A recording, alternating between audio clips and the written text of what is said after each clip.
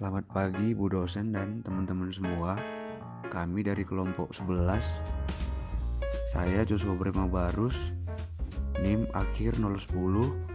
Teman saya Mikael Gerabi Sinukaban, NIM akhir 098, akan mempresentasikan hasil diskusi kami tentang akumulasi modal, tingkat modal kaidah emas, dan pertumbuhan populasi.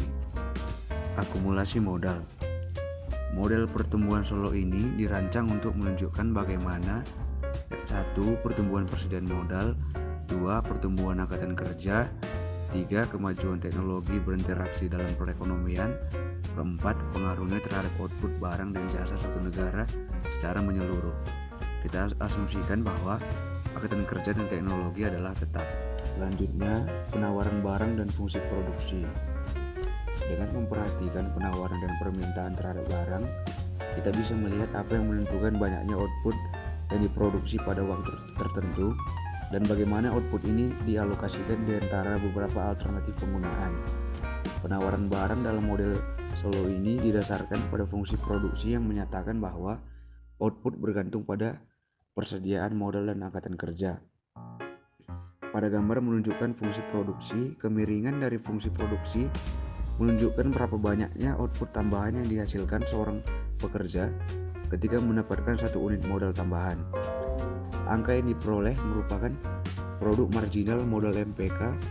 Secara sistematis dapat ditulis MPK sama dengan F dikali K tambah 1 min F dikali K.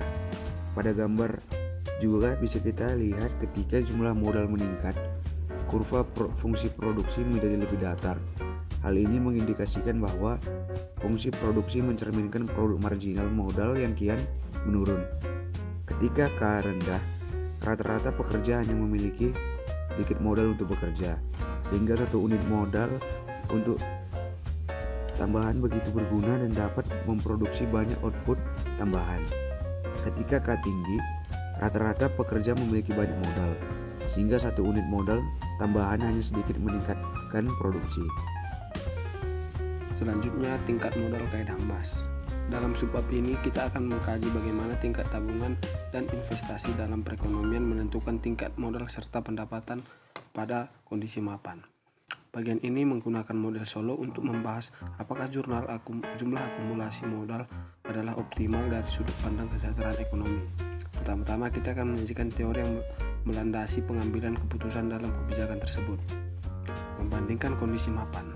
Nilai kondisi mapan K yang memaksimalkan konsumsi disebut tingkat modal kaidah emas dan dinyatakan K emas. Untuk bisa menyatakan suatu perekonomian berada pada tingkat kaidah emas, kita harus menentukan konsumsi per pekerja pada kondisi mapan dengan menggunakan identitas perhitungan pendapatan nasional, yaitu C sama dengan Y kurang 1, C sebagai konsumsi, Y pendapatan, dan I investasi. Konsumsi pada kondisi mapan, output perekonomian digunakan untuk konsumsi dan investasi. Dalam kondisi mapan, investasi sama dengan depresiasi. Oleh sebab itu, konsumsi kondisi mapan adalah perbedaan antara output dan depresiasi. Konsumsi kondisi mapan dimaksimalkan pada kondisi mapan kaidah emas. Persediaan modal kaidah emas dinyatakan dalam K emas dan konsumsi kaidah emas disebut dengan C emas. Saat membandingkan kondisi mapan, kita lebih harus ingat bahwa tingkat modal yang lebih tinggi mempengaruhi output dan depresiasi. Jika tingkat modal berada di bawah tingkat kaidah emas, maka kenaikan persediaan modal akan meningkatkan output lebih banyak ketimbang depresiasi, sehingga konsumsi meningkat. Sebaliknya, jika persediaan modal di atas tingkat kaidah emas, maka kenaikan persediaan modal mengurangi konsumsi, karena kenaikan output lebih kecil ketimbang kenaikan depresiasi. Sekarang sudah bisa menetapkan kondisi sederhana tentang tingkat modal kaidah emas.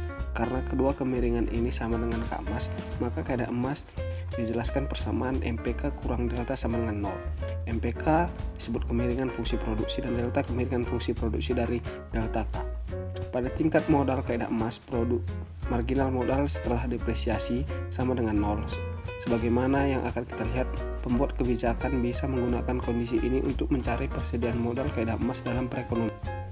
Baik, selanjutnya adalah tingkat tabungan dan kaidah emas. Hanya ada satu tingkat tabungan yang memproduksi tingkat modal kaidah emas.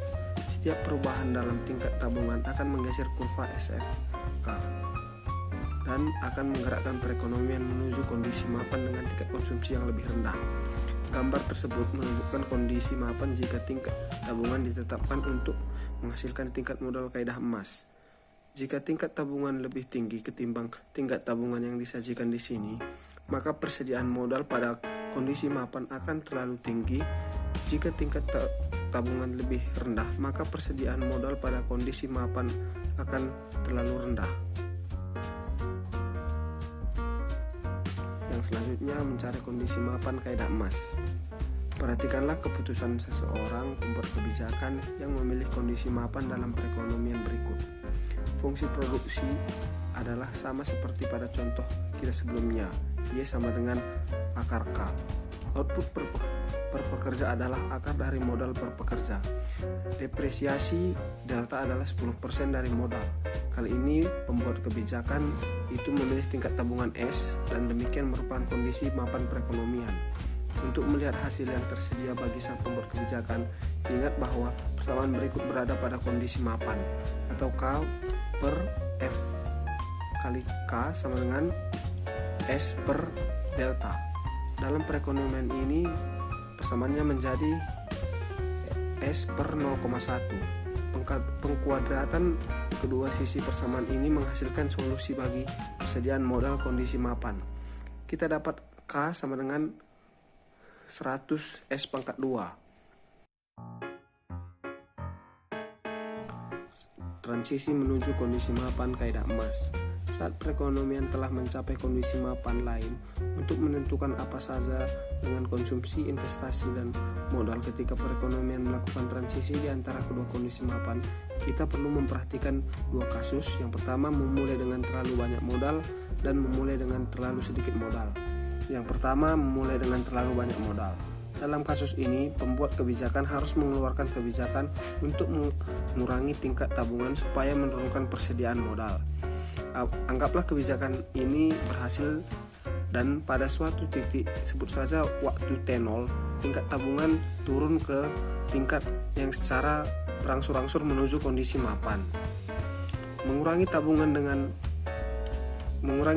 ketika memulai dengan lebih banyak modal ketimbang dalam kondisi mapan kaidah emas. Gambar ini menunjukkan apa yang terjadi sepanjang waktu dengan output konsumsi dan investasi ketika perekonomian dimulai dengan lebih banyak modal daripada tingkat kaidah emas dan tingkat tabungan diturunkan.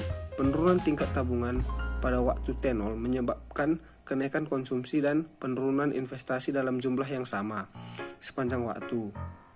Ketika persediaan modal turun, output konsumsi dan investasi sama-sama turun. Karena perekonomian dimulai dengan terlalu banyak modal, maka kondisi mapan yang baru memiliki tingkat konsumsi yang lebih tinggi daripada kondisi mapan semula. Yang selanjutnya, memulai dengan terlalu sedikit modal. Ketika perekonomian dimulai dengan modal yang lebih kecil daripada dalam kondisi mapan kaidah emas, pembuat kebijakan harus menaikkan tingkat tabungan untuk mencapai kaidah emas. Meningkatkan tabungan ketika memulai dengan lebih sedikit modal ketimbang dalam kondisi mapan kaidah emas. Gambar ini menunjukkan apa yang terjadi sepanjang waktu dengan output konsumsi dan investasi ketika perekonomian dimulai dengan lebih sedikit modal daripada kondisi mapan kaidah emas dan tingkat tabungan dinaikkan. Kenaikan tingkat pada waktu T0 menyebabkan penurunan konsumsi dan kenaikan investasi dalam jumlah yang sama. Sepanjang waktu ketika persediaan modal meningkat, output konsumsi dan investasi sama-sama naik karena perekonomian dimulai dengan modal yang lebih kecil ketimbang kaidah emas. Kondisi mapan baru memiliki tingkat konsumsi yang lebih tinggi daripada kondisi mapan semula. Ketika memutuskan apakah akan berupaya mencapai kondisi mapan kaidah emas, para pembuat kebijakan harus memperhitungkan bahwa konsumen sekarang dan konsumen masa depan tidak selalu orang yang sama. Sebaliknya, pembuat kebijakan yang peduli terhadap seluruh generasi akan memilih mencapai kaidah emas.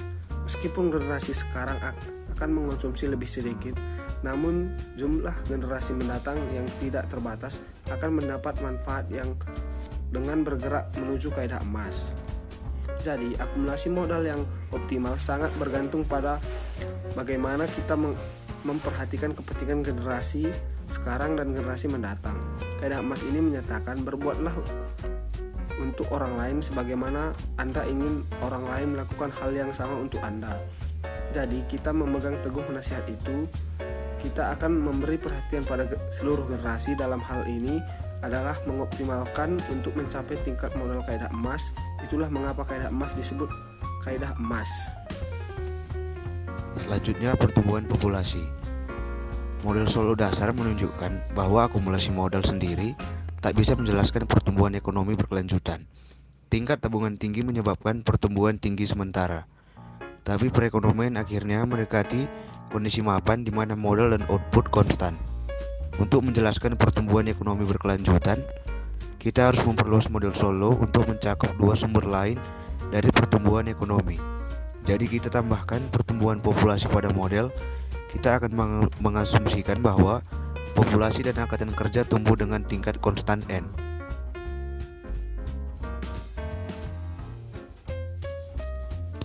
Kondisi mapan dengan pertumbuhan populasi. Pada kurva bisa kita lihat, seperti halnya depresiasi, pertumbuhan populasi adalah salah satu alasan mengapa persediaan modal per pekerja menurun. Jika N adalah tingkat pertumbuhan populasi dan D adalah tingkat depresiasi, maka D tambah N dikali K adalah investasi impas atau break-even investment. Jumlah yang diperlukan untuk mempertahankan persediaan modal per pekerja K konstan. Agar perekonomian ada di kondisi mapan, investasi harus mengatasi dampak depresiasi dan pertumbuhan populasi.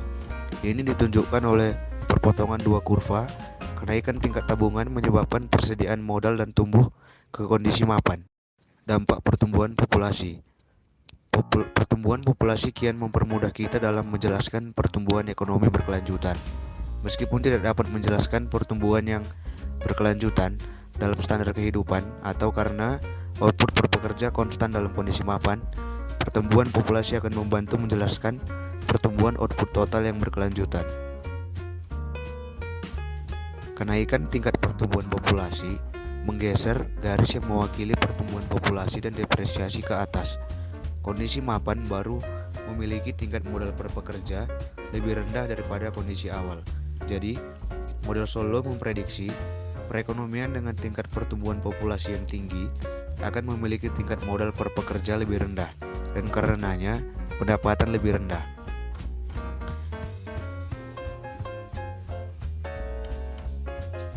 Selanjutnya, pandangan alternatif pada pertumbuhan populasi. Model Malthusian. Malthusian memperkirakan bahwa semakin meningkatnya populasi akan secara terus-menerus membebani kemampuan masyarakat untuk memenuhi kebutuhannya sendiri. Umat manusia selamanya akan hidup dalam kemiskinan. Meskipun model Malthusian kemungkinan menjelaskan kondisi dunia pada saat Malthus hidup, prediksinya mengatakan bahwa manusia akan hidup dalam kemiskinan terbukti salah.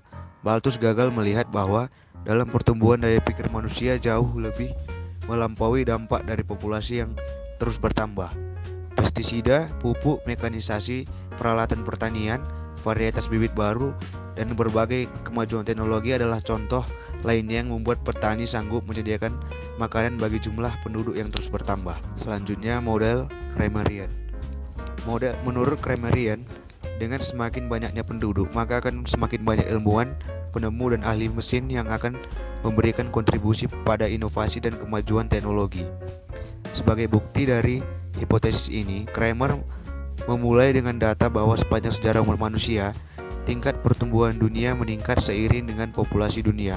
Contohnya, pertumbuhan dunia lebih cepat ketika populasi dunia berangka 1 miliar yang terjadi sekitar tahun 1800-an dibanding ketika populasi manusia hanya 100 juta pada sekitar tahun 500 sebelum Masehi. Fakta ini sejalan dengan hipotesis bahwa memiliki lebih banyak penduduk akan mendorong lebih banyak kemajuan teknologi.